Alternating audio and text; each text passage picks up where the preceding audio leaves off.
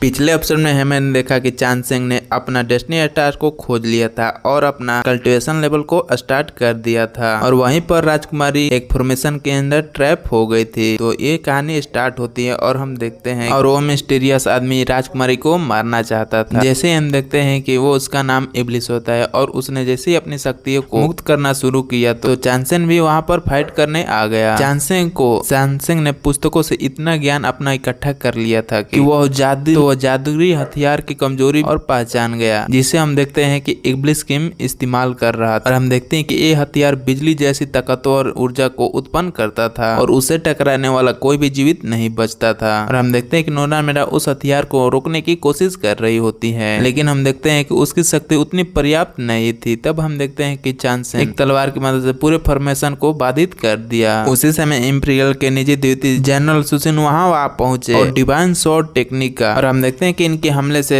इब्लिस पूरी तरह से परास्त हो गया। हम देखते हैं कि इस घटना के बाद नोनोलुआ का ध्यान पूरी तरह से चांसेंग की ओर और उसे विश्वास हो गया था कि यह युवक उसके शरीर की गंभीर समस्या को समाधान कर सकता है। उसके शरीर में इंसानी पवित्र रक्त और सिलुमन आपस में टकरा रहे जिससे कि उसके मेरिडियन अस्थिर हो चुके थे और वह समस्या को समाधान पाने के लिए नोनोलुआ कई उपहार लेकर चांसेंग के पास पहुंची और वह विनती की कि उसे वह छात्र स्वीकार कर ले। लेकिन हम देखते हैं कि चांसेंग ने साफ मना कर। उसका मानना था कि वह स्वयं अभी कल्टीवेशन का शुरुआती लेवल पर है तो दूसरों को कैसे मदद कर सकता है और वह अभी शिक्षक बनने योग्य नहीं है। इसके बावजूद भी हम देखते हैं कि नोनालुआ ने अभी तक हार नहीं मानी। वो हर दिन उसके पीछे पीछे घूमती और उसकी हर आदत को एक गहरे कल्टीवेशन सिद्धांत के अनुसार समझ। चांसेंग का खाना खाना, आराम, ध्यान लगाना, यह सब कुछ वो उसको देखकर एनालाइज कर रही होती है। उसकी श्रद्धा इतनी बढ़ गई कि वो लाइब्रेरी के द्वार भी तोड़ने की चांसेंग उसे स्वीकार कर ले। फिर हम देखते हैं कि चांसेंग ने टैंग 36 से सलाह ली और उसने समझाया कि अगर गेजा एकेडमी में एक भी छात्र आ जाता है तो वर्षों से बंद करी ये एकेडमी फिर से आधिकारिक रूप से चालू हो सकती है और दोबारा से प्रतियोगिताएं और राजकीय समारोह में भाग ले सकती। और हम देखते हैं कि ये जैसे ही बात चांसेंग सुन रहा है तो अपना निर्णय बदल लेता है और नोनालुआ को अपना पहला शिष्य स्वीकार कर लेता है। और हम देखते हैं कि नोनालुआ के प्रवेश के साथ ही जो ग्वाजा एकेडमी वर्षों से मृत मानी जा रही थी उसे दोबारा से जीवित घोषित कर दी गई। यद्यपि उसकी इमारतें टूटी फूटी थी लेकिन अब उसमें नई आशा जन्म ले चुकी थी। चांसेंग ने अपनी नई छात्रों से सिर्फ एक ही वादा मांगा कि वह उसके हर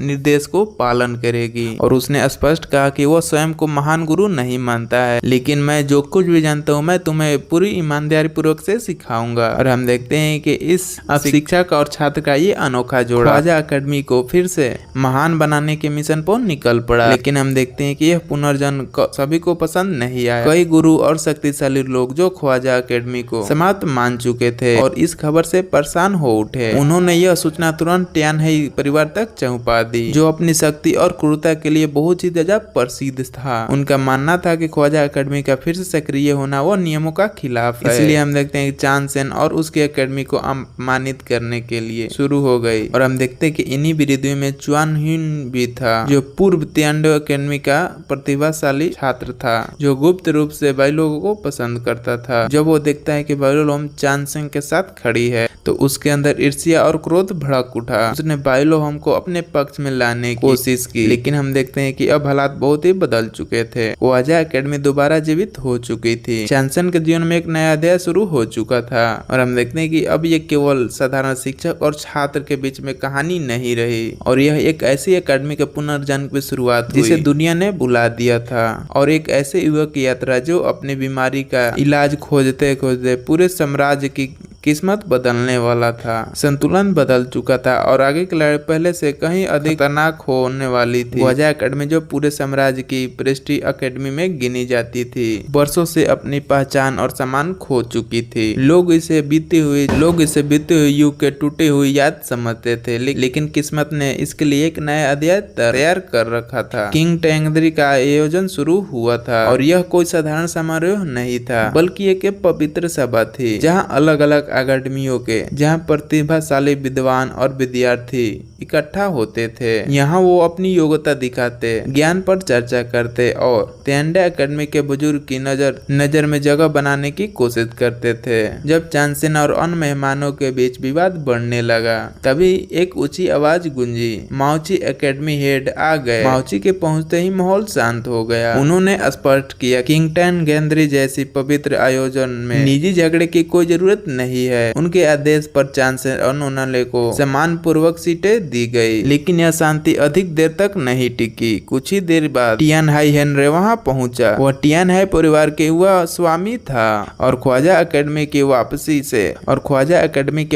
से बहुत नाराज था। अतीत में इस एकेडमी और टियानहाई के परिवार के बीच गंभीर संघर्ष हो चुका था, इसलिए एनर चाहता था कि चांगसेन शुरुआत में ही कुचल दिया जाए। जब अधिकांश लोग टियानहाई परिवार के प्रभाव के कारण चुप रहे, तभी एक्सलेन पाउ आगे आया। उसने खुलेआम चांगसेन और नोनालुआ का समर्थन किया। टियानहाई परिवार का राजधानी में अत्यधिक प्रभाव था। टियांडे एकेडमी के बड़े निर्णय भी उनकी इच्छा के विरुद्ध नहीं माने जाते थे। यही कारण था कि वहां मौजूद अधिकांश लोग यानरे का विरोध करने से डरते थे। लेकिन एम्पाउ ऐसा व्यक्ति नहीं था जो अन्याय देखकर चुप बैठ जाए, और जल्दी दोनों के बीच तनाव बढ़ गया। यानरे चालाक था, जबकि एम्पाउ साधारण शक्ति का स्वामी था। उसके शरीर में सुखी लुमा वंश का रक्त बहता था, जिससे उसकी ऊर्जा साधारण कल्टीवेटर से कहीं अधिक शक्तिशाली थी। युद्ध शुरू होते ही एम्पाउ ने दैत्य जैसी शक्ति प्रकट की। शुरुआत में ऐसा लगा कि वो आसानी से जीत जाएगा, लेकिन यानरे ने गुप्त रूप से खतरनाक ग्रीन पॉइजन उसके शरीर में पहुंचा दिया। कुछ ही क्षणों में यानप्रो की शक्ति घटने लगी और उसके मेंडेरियंस काफी कमजोर पड़ने लगे और उसकी कल्टीवेशन एनर्जी तेजी से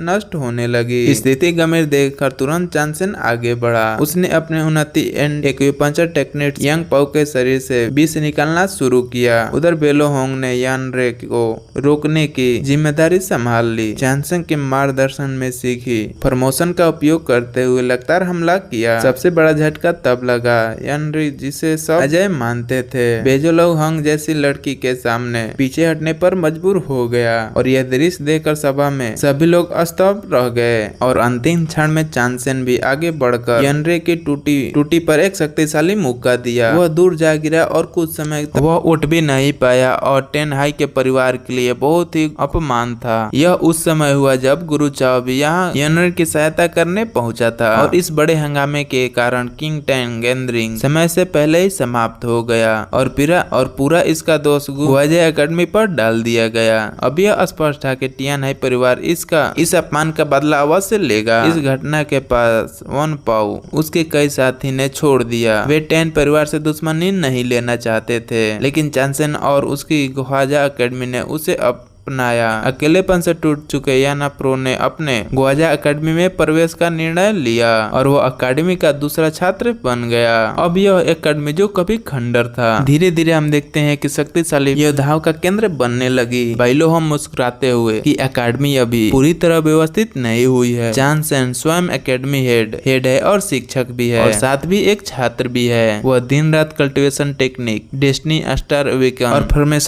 फॉर्मेशन आर्ट का ध्यान करता है और अपने छात्रों को सिखा रहा था। और हम देखते हैं कि उस रात उस तीनों ने एक छोटा सा उत्सव मनाया। पहली बार उन्हें लगा कि ख्वाजा एकेडमी का पहली बार भविष्य उज्जवल पर उठ सकता है, लेकिन हम देखते हैं कि खुशी अधिक देर नहीं टिक पाती। सीनियर टैंक 36 एक चिंता भरी समाचार लेकर आया। जल्दी वेल पैलेस में एक भविष्य उत्सव आयोजित होने वाला था। उसी समारोह में सोल सेट जनरल देवा के परिवार के सामने विवाह प्रस्ताव रखने वाला था। इसका अर्थ था कि सुयुरोंग की सगाई किसी और से होने वाली थी, और यह केवल प्रेम का मामला नहीं था। सु परिवार और सोसेक, यह विवाह उत्तर और दक्षिण शक्तियों का एकजुट करने की राजनीतिक योजना थी। और प्राचीन काल से इस दुनिया में 3 प्रमुख जाति रहती थी, मानव, सिविलम और इब्लिस। लंबे संघर्षों के बाद शक्तिशाली गठन विवाह के माध्यम से बनाए जाते थे। अब वही खेल राजनीतिक खेल में सुयुरोंग के जीवन के बीच लागू किया जा रहा था। और हम देखते हैं कि यह समाचार सुनकर चांगसेन बाहर से तो शांत था, लेकिन वह भीतर से पूरी तरह से टूट गया। वह जानता था कि यह विवाह हो गया, शायद सुयुरोंग उसके